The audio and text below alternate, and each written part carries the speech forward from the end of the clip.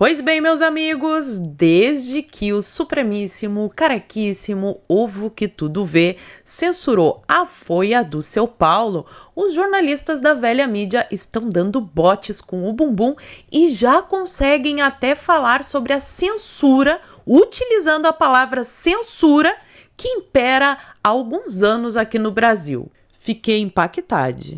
O causo é que essa censura já está em vigor há alguns anos no Brasil e até bem pouco tempo atrás eles estavam aplaudindo e achando tudo maravilhoso. Isso, vai lá, derruba o perfil desse bolsonarista, bloqueia as contas, aprende o passaporte. O quê? O deputado foi preso por causa de alguma coisa que ele falou? Ah, mas também ele estava atacando a democracia. O jornalista foi demitido porque chamou o Lula de ladrão? Ah, mas isso é fake news. Esse jornalista aí só pode ser da extrema-direita bolsonarista. E eis que do Neida surge ela, maravilhosa, Ana Paula Henkel, falando aquilo que está entalado na garganta dos conservadores, há muito tempo. Ela faz comentários sobre uma matéria que saiu nesse final de semana na revista Veja, mas eu, Paula Marisa, vou dar uma amplificada nessa análise, porque na hora que ela falou aquilo, eu me lembrei da nova aquisição da Revista Oeste. Estou falando dele, Thiago Pavinato, que fez um videozinho citando o meu nome, sendo muito mal educado. O senhor foi mal educado. Coisa feia, seu Pavinato. Aí ele construiu um espantalho, bateu num espantalho e saiu todo pimpão cantando vitória. Então hoje irei pontuar com toda a educação que a minha mãe me deu quais são os pontos, quais são ali as minhas resistências com relação a esse novo apresentador da Revista Oeste. E de quebra eu trago também um comentário brilhante do Rodrigo Constantino que explica muito bem qual que é o problema dos conservadores com essa tal direita permitida que resolveu sair do baú. Estavam aplaudindo a censura, agora saem do baú e se dizem os defensores da liberdade de expressão. Se você quer entender muito bem essa treta, fica aqui comigo até o final do vídeo e me ajuda a espalhar essas informações, curtindo, comentando e principalmente compartilhando o link desse vídeo nas suas redes sociais, grupos de Face e de Zap. Dá uma verificada na tua inscrição, vê se ela continua ativa aqui no canal e se não for inscrito, se inscreve. Dá essa moralzinha pra mim. E antes da gente partir para toda essa treta do vídeo de hoje, vocês têm acompanhado a enchente aqui no Rio Grande do Sul. São várias famílias precisando de ajuda, mas no vídeo de hoje eu quero pedir a sua ajuda para uma família em especial que perdeu tudo. Tudo que eles tinham dentro de casa foi levado pelas águas. É um casal com uma filhinha de 3 anos que, graças a Deus, ainda conseguiu preservar a sua casa e as suas vidas. Mas eles precisam muito da nossa ajuda para conseguir mobiliar a casa de novo. Então, eu tô deixando aí para vocês o Pix, para vocês, quem puder ajudar. O Pix está aparecendo aí na tela e eu vou deixar também aqui no primeiro comentário fixado o meu pedido hoje vai para a ajuda dessa família, certo? E agora sim, feita a introdução, vamos para a pauta de hoje. E nós já começamos aqui com ela maravilhosa, a musa da Revista Oeste, Ana Paula Henkel, que fez a seguinte postagem no seu perfil da rede social X. Não quero aliança alguma com quem pediu o meu pescoço, ouviu nossas cabeças sendo guilhotinadas e ficou em absoluto e conveniente silêncio. Faça o seu trabalho, eu sigo fazendo o meu. Boa sorte, vamos precisar. E que Deus nos abençoe, porque já estamos em um regime totalitário.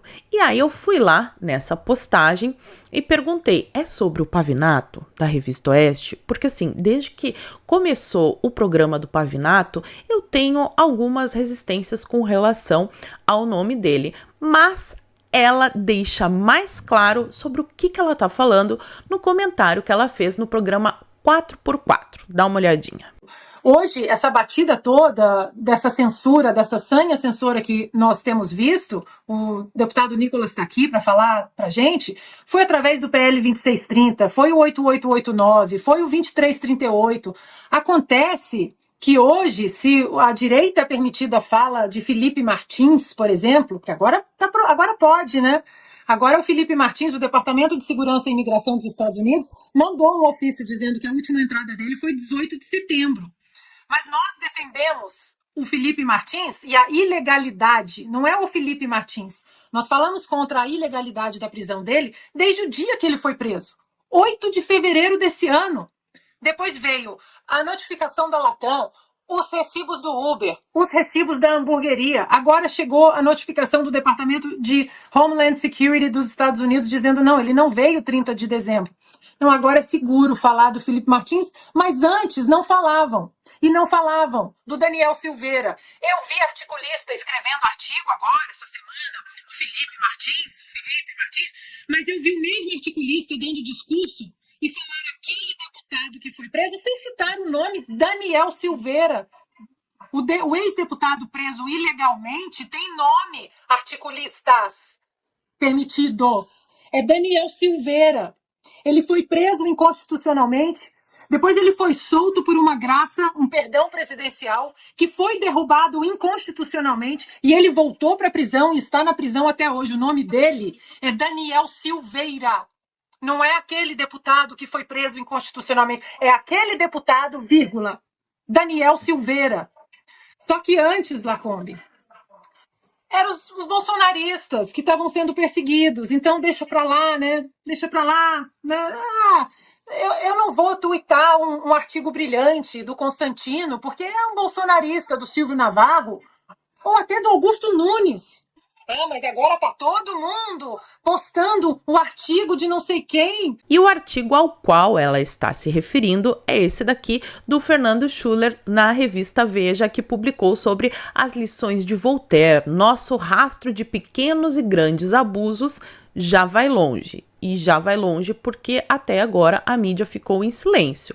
Vou ler só um trechinho para vocês entenderem o tom. Ele está falando da prisão ilegal do Felipe Martins. Comentei com uma amiga jornalista que ia escrever sobre o caso Felipe Martins. Ela foi rápida. Não faz isso, disse ela com jeito querido. Por quê? Perguntei, já antevendo a resposta. Porque esse treco de prisões e censura da direita não tem jeito. É como aquela traição sobre a qual o casal não fala. Tem muita coisa errada, mas é melhor empurrar para debaixo do tapete. Achei criativo. É isso mesmo, mas resolvi escrever. Parabéns aí ao articulista que resolveu escrever e sair do silêncio, mas como a Ana Paula Henkel apontou, seria interessante eles falarem o nome, porque não foi só esse problema com o Felipe Martins. Os abusos já vêm de muito tempo, desde a censura da Cruzoé, no caso do amigo do meu pai. Mas o que tá dando mais coragem, assim, pra velha mídia falar, foi essa censura aqui que aconteceu com relação à Folha de São Paulo. Inclusive, é a primeira vez que eu vejo a mídia chamando o que está acontecendo no Brasil de censura. Isso, obviamente, é um avanço. Tá aqui a matéria que foi publicada no dia 19 de junho. Moraes censura reportagem sobre acusações de agressão feita por ex-mulher de Arthur Lira. A medida, que incluía vídeo da Folha, atende a pedido feito pela defesa do deputado, que tem conseguido derrubar perfis e páginas por meio de decisão do ministro. E lembrando que depois ele volta atrás, mas ele volta atrás somente com relação aos links da Folha. Os perfis, que na verdade não foram os perfis todos derrubados, né? Como aconteceu com os bolsonaristas. Bolsonaristas tiveram perfis derrubados e até hoje muitos ainda estão fora das redes sociais por causa dessas decisões, mas no caso da esquerda eles tiveram só os posts derrubados. Esses perfis pequenos continuam com esses posts derrubados. E aí agora, no final de semana, dia 23 de junho, a Folha posta essa matéria aqui. Suspensão de perfis por Moraes vira caixa preta com sigilo e exclusão de PF e PGR.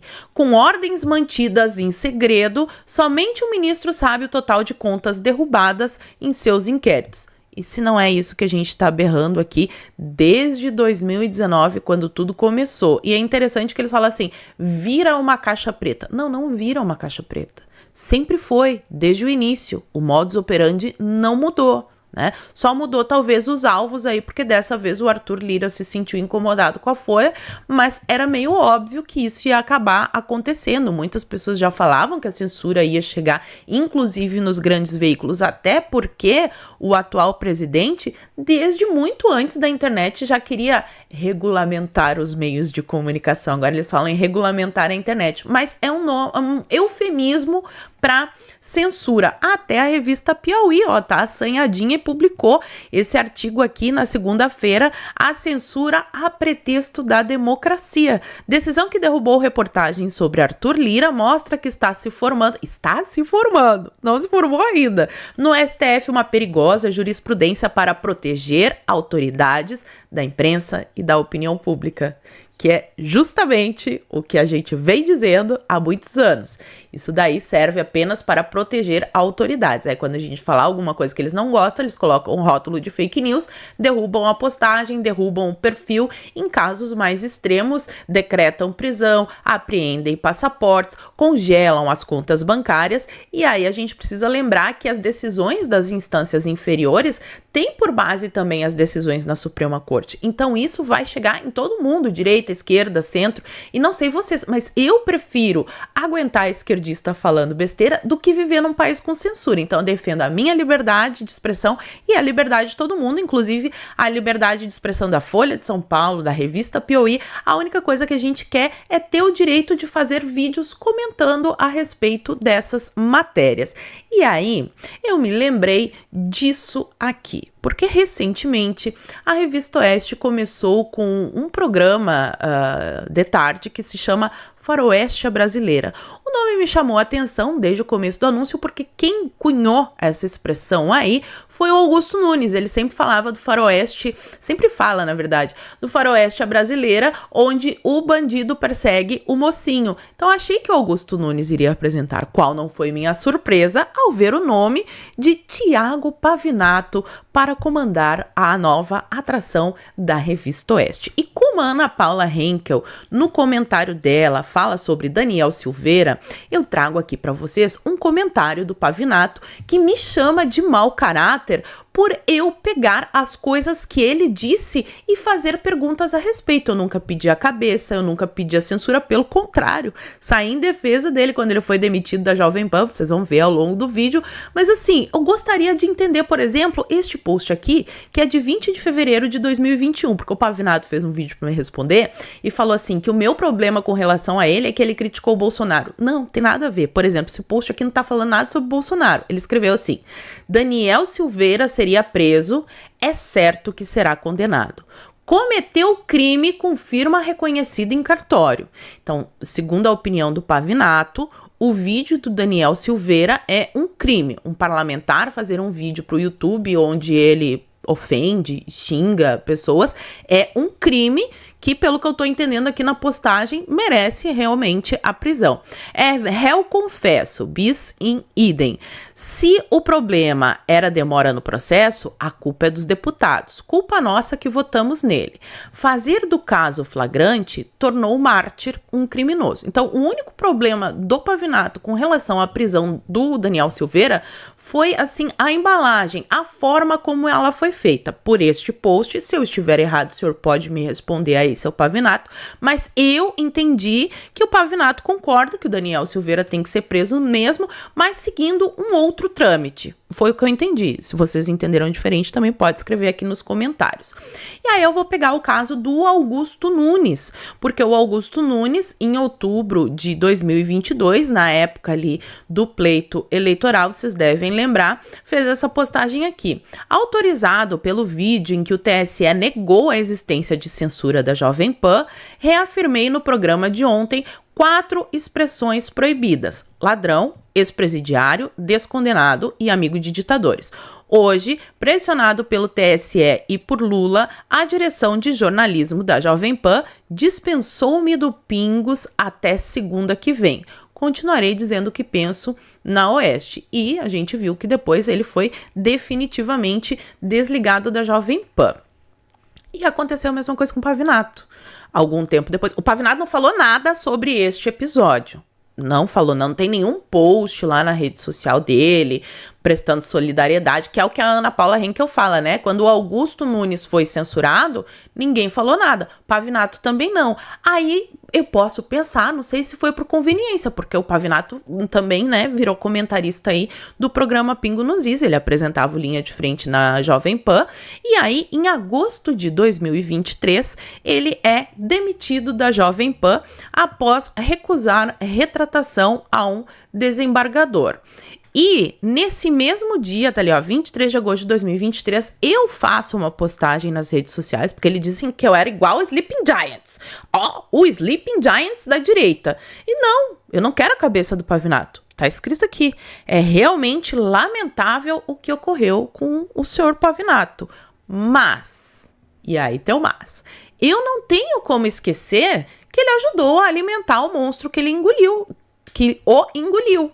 Tá aqui para vocês um print de uma live que ele fez, e para quem não conhece esses personagens, ali embaixo nós temos o Pavinato, temos o Fábio Panunzio, que é um jornalista que fazia listinhas de bolsonaristas, gabinete do ódio, e toda essa narrativa inventada pela velha mídia para perseguir pessoas, que embasou esses inquéritos secretos do STF. Tá ali o Luciano Ayan, produtor de dossiês para a CPI da fake news, esses dossiês que também servem de provas aí nesses inquéritos secretos. O Ângelo Coronel, que era o presidente da CPI da fake news, deputado Nereu Crispim, que também foi um dos deputados aí que fez bastante força para criminalizar apoiadores do Bolsonaro, e a dona Madeleine Laxo. Sobre essa live aqui, eu gostaria de saber do senhor Pavinato se ele continua com esse pensamento, que tem que perseguir as pessoas da direita, que o único problema é quando ele é demitido da Jovem Pan, o resto tá tudo certo,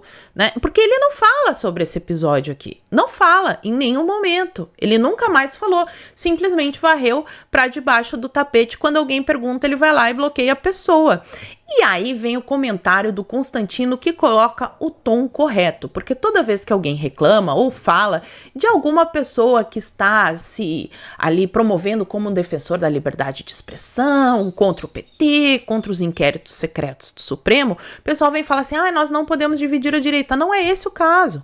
O caso é exatamente como o Constantino explica nesse trecho aqui também do programa 4x4, que a Tzuki postou o recorte, escreveu ali: você me espanca e espera que tudo se resolva com um silencioso buquê de flores? Assistam aí essa brilhante análise do Constantino. A ditadura teve que engolir sapo, teve que fechar acordo com gente hipócrita, com gente canalha, com gente... Agora, eu entendo perfeitamente a postura da Ana, que é mais alinhada ao que eu venho falando nas minhas lives, pelo seguinte: o fator pedagógico é muito importante para não cairmos uma vez mais, se conseguirmos impedir esse destino trágico do totalitarismo petista alexandrino, para não cairmos de volta na estratégia das tesouras. O Lula está lá visitando Fernando Henrique Cardoso e Chomsky. Então, é óbvio que a gente não pode permitir que os tucanos, que a Folha, o UOL, que até mesmo o Estadão, e o Globo ainda não veio para esse lado, mas quem sabe, né? É o último bastião do lulopetismo supremo. A gente não pode permitir que eles façam isso sem algum grau de constrangimento, de arrependimento, pelo menos, nem que seja simulado, mas tem que ter um arrependimento. Cadê essa turma? Cadê o conservador de gravata borboleta falando assim, eu errei, eles estavam certos, eu demonizei o bolsonarismo? Por que isso é importante? Não é por uma questão de ego, não é para falar, eu avisei, eu quero humilhar os derrotados, não é por isso. É porque sem isso, vai acontecer de novo logo ali. Então, aí não vai resolver o problema, vai trocar só de nome. Vai atacar o sintoma sem resolver a doença que está produzindo o problema todo. Então, eu tendo a concordar com a Ana nesse ponto. Estão avançando muito rápido na censura, no totalitarismo, está gerando desconforto em áreas que até ontem estavam muito confortáveis, com a perseguição só a gente como eu, né? Mas é importante todo mundo subir o tom e reconhecer que não foi falta de aviso, né? Reconhecer que a demonização do bolsonarismo foi o pretexto usado para esse avanço da censura. Então, eu gostaria de ver o Pavinato comentar sobre essas postagens, esse passado dele, que ele diz que não apagou, mas tem alguns tweets que ele apagou. Vou mostrar aqui pra você, mas eu gostaria de saber aqui, ó. No dia 25 de abril de 2020, ele tá falando, achou que a semana tinha acabado, né, filhinha? Polícia Federal identifica Carlos Bolsonaro como articulador em esquema criminoso de fake news.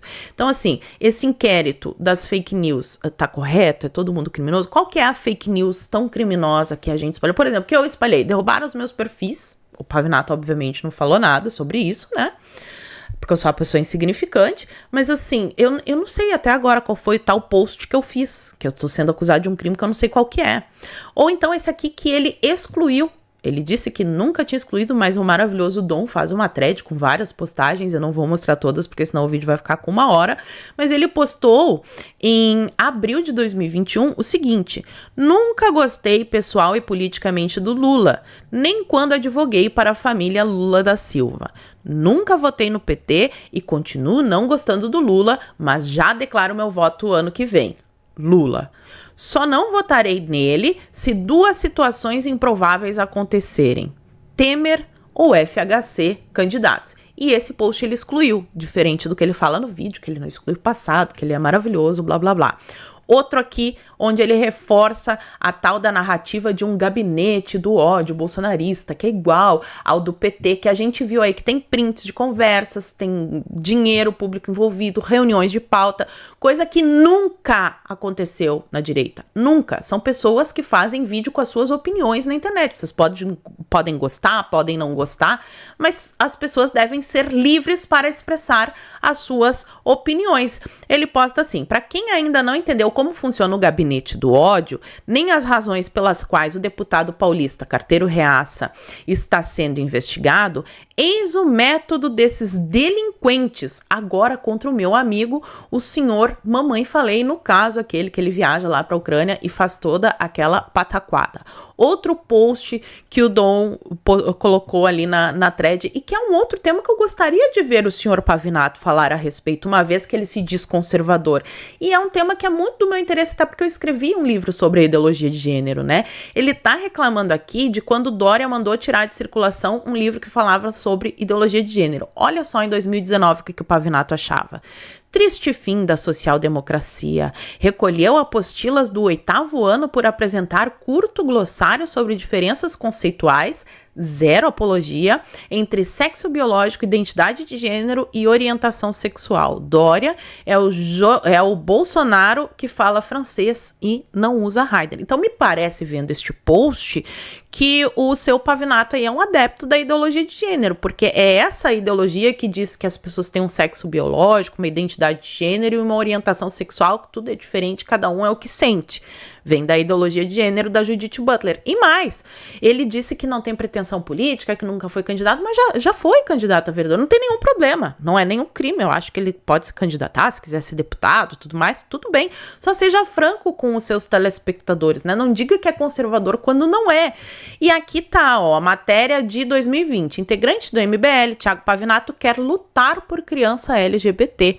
Professor de direita, afiliado ao Patriota, concorre à vaga por Câmara Municipal de São Paulo. Então, assim, o que seria lutar por criança LGBT? Ele é a favor desse negócio da criança trans na parada gay? Eu gostaria de saber a opinião dele sobre este assunto aqui, que não tem nada a ver com falar mal de Bolsonaro, como vocês podem ver.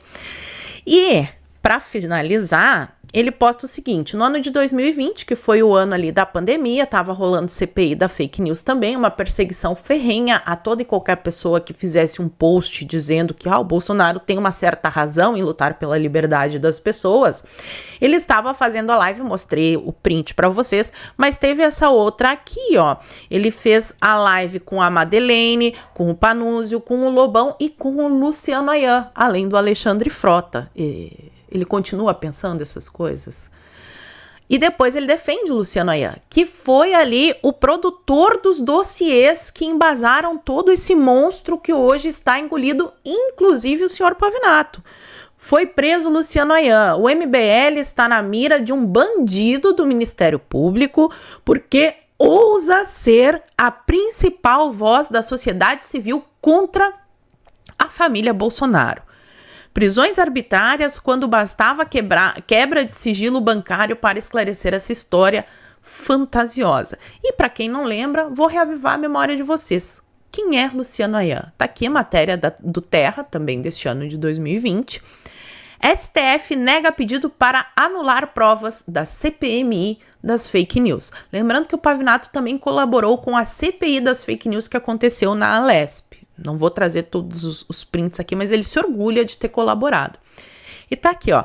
A defesa, no caso, foi a Sarah Winter que entrou com o pedido. A defesa alegava que os documentos apresentados pelos deputados Alexandre Frota, que fez live com o Pavinato, Joyce Hasselmann e Nereu Crispim, que também fazia live com o Pavinato, são falsos e teriam sido repassados pelos empresários Carlos Augusto de Moraes Afonso, conhecido como Luciano Ayan, que foi denunciado e preso por suspeita de lavagem de dinheiro envolvendo o MBL no mês passado. Não são informadas, contudo, quais seriam as provas contaminadas e quais informações Ayan teria repassado à comissão.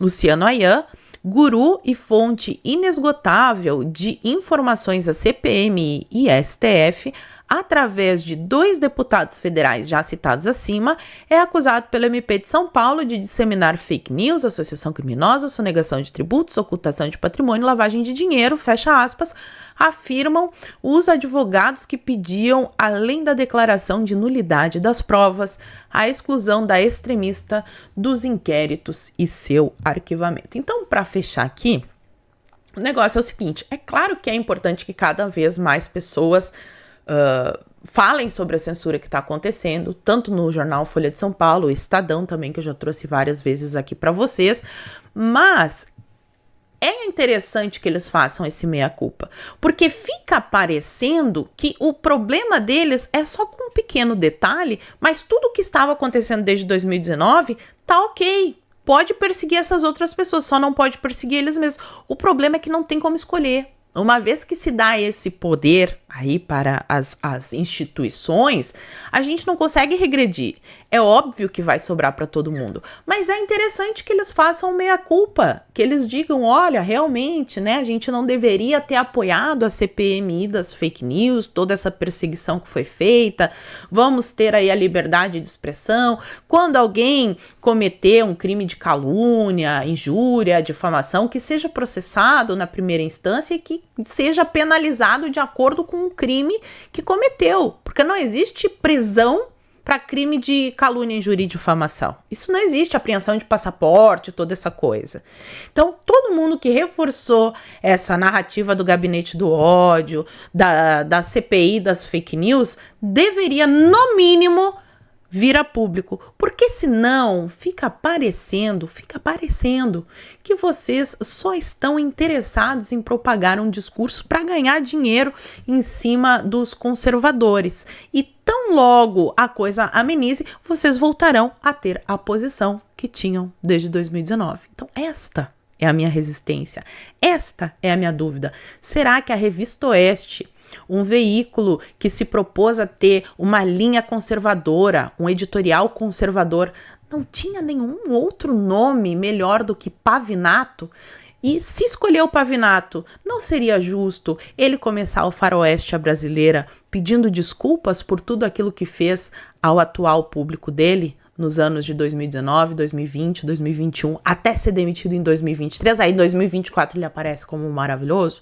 O que vocês acham de tudo isso que eu falei para vocês? Concordam comigo? Não concordam comigo? Conta para mim aqui nos comentários que eu quero saber. E por hoje eu vou ficando por aqui. Muito obrigada por terem assistido ao vídeo até o fim. Fiquem todos com Deus, um beijo e até a próxima.